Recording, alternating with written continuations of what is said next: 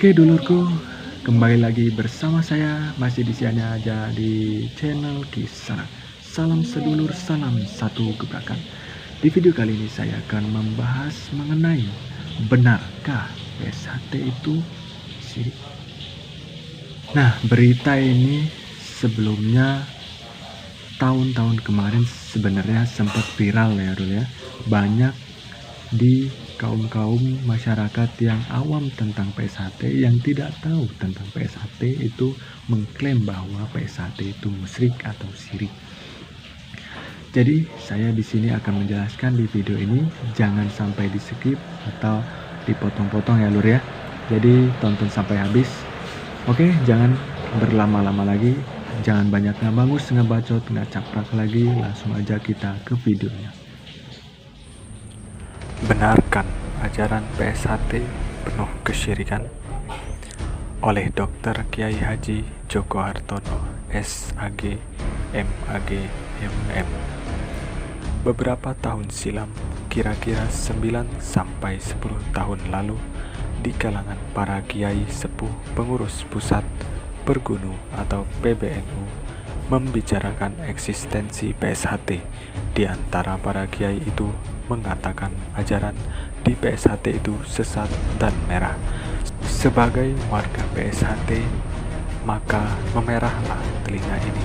Tidak lama kemudian di antara kiai itu ada yang pernah membaca biodata pribadi saya di buku-buku yang saya tulis. Teringat bahwa saya adalah warga PSHT. Kemudian beliau melemparkan pertanyaan kepada saya tentang diskusi yang telah dilakukan dan menganggap serta memberikan stigma negatif pada PSHT. Maka dengan santai dan tegas saya memberikan tabayun atau klarifikasi bahwa ajaran setia hati itu adalah ajaran tasawuf yang diciptakan oleh Mas Muhammad Masdan dan diteruskan serta dikembangkan oleh muridnya yang salah satunya bernama Samiun yang akrab dipanggil Mingun atau Samingun atau logat kulonan, serta dikemas dengan kemasan seni bela diri pencak silat. Seperti halnya Sunan Kalijaga mengajarkan Islam dengan kemasan permaian, wayang, dan tembang-tembangnya. Setelah mendapat penjelasan dari saya tersebut, banyak kiai yang awalnya sinis dengan PSHT kemudian menjadi berubah pikiran dan sikapnya. Kemudian jika bertemu dengan saya, beliau seperti agak malu dan tidak lagi mencemooh PSHT. Alhamdulillah, semua karena fadol dan kehendak Allah semata. Fenomena di luar menunjukkan hal seperti di atas. Seperti yang sudah saya jelaskan itu, mungkin masih banyak masyarakat yang lain dan belum tahu hakikat ajaran setia hati di PSHT, sehingga menstigmakan buruk, negatif, dan merah, bahkan penuh dengan kegelapan. Untuk itu, sudah saatnya menjelaskan tentang ajaran SH secara transparan. Hal itu terbukti dari pengalaman pribadi saya. Banyak di antara kiai sepuh NU yang kemudian berpikir ulang untuk menstigmakan negatif, buruk, merah terhadap PSHT dan kemudian berbalik memberi penghormatan dan kekagumannya. Hanya saja yang sekarang dilihat banyak masyarakat bahwa PSHT isinya perilaku warganya hanya suka berbuat keonaran, keributan, dan kerusakan. Padahal itu hanya oknum yang tidak memahami hakikat ajaran SH itu sendiri. Mungkin mereka para saudara PSHT yang demikian tidak salah sepenuhnya, karena pada periode masa lalu untuk mendapatkan ajaran setia hati mereka mengalami kesulitan dan ajaran itu dianggap sangat rahasia sekali, sebab kalau mereka bertanya jawabannya seringkali durung wayahi.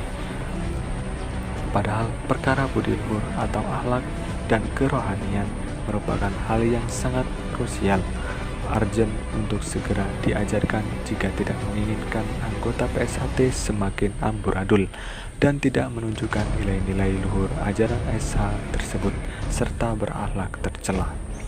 Jika kita mentelaah anggaran dasar PSHT 2016 pada bab 4 pasal 5 jelas disebutkan bahwa SH-Trate sejatinya tidak eksklusif atau tertutup, tetapi pendidikannya bersifat inklusif atau berbuka.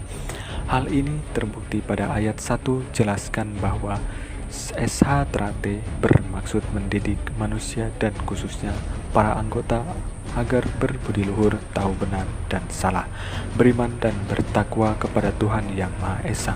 Mendidik manusia dalam ayat itu jelas bersifat terbuka, bukan tertutup. Kalau manusia secara umum saja mendapatkan porsi tempat, maka lebih-lebih para anggota PSHT.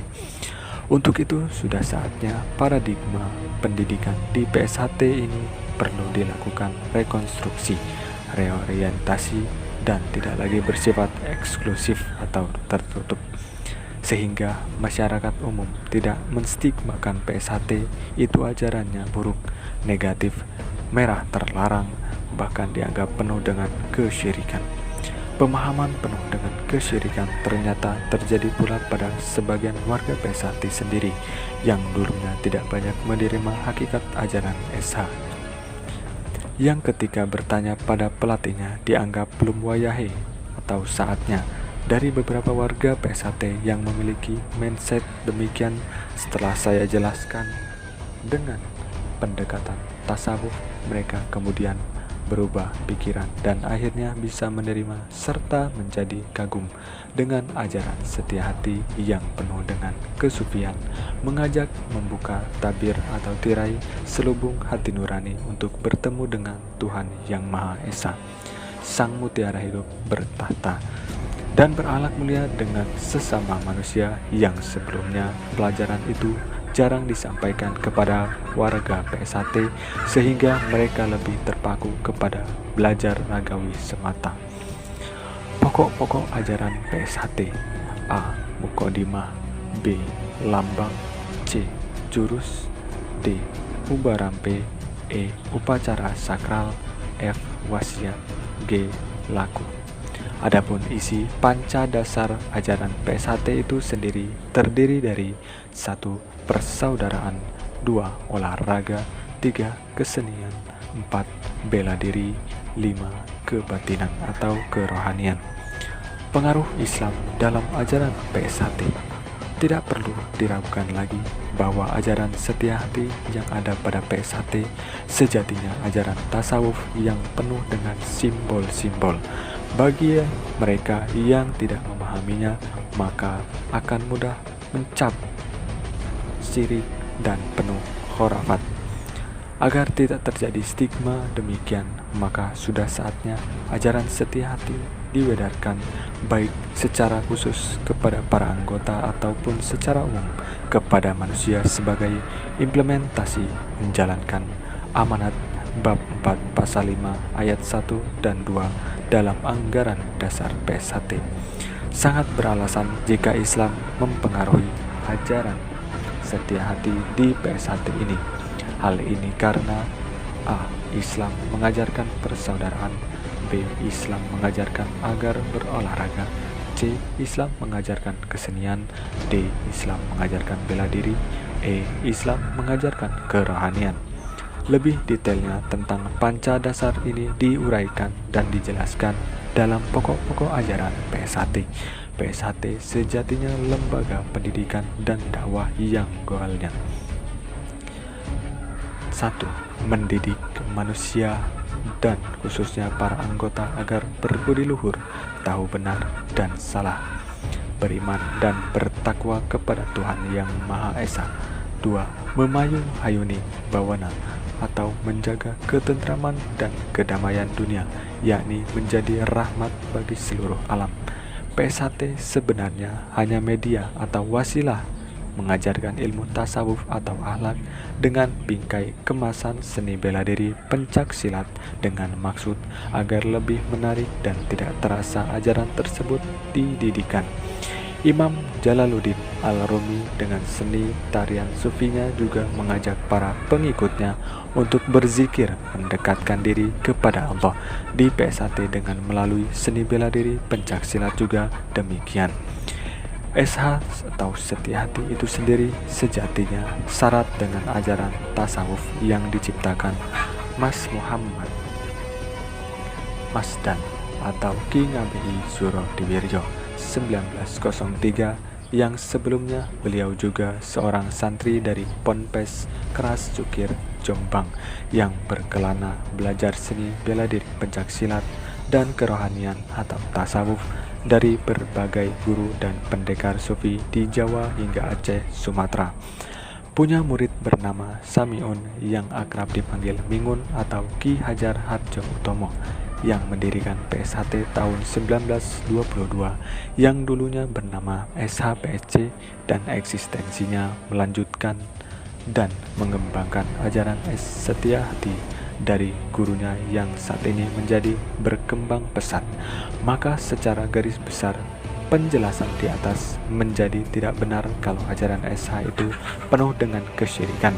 Untuk lebih jelas dan rincinya, ikuti kajian-kajian yang sudah dan akan saya tulis. Saudara bisa membaca juga buku-buku saya yang sudah saya terbitkan mengenai ajaran kerohanian atau ke-SH-an di PSHT. Salam Paseduluran. Oke dulurku, mungkin itu saja yang bisa saya sampaikan di video kali ini. Semoga bermanfaat. Jika suka silakan klik like, jika tidak suka silakan klik subscribe. Jika bingung antara keduanya, silakan pilih keduanya. Terima kasih. Wassalamualaikum warahmatullahi wabarakatuh.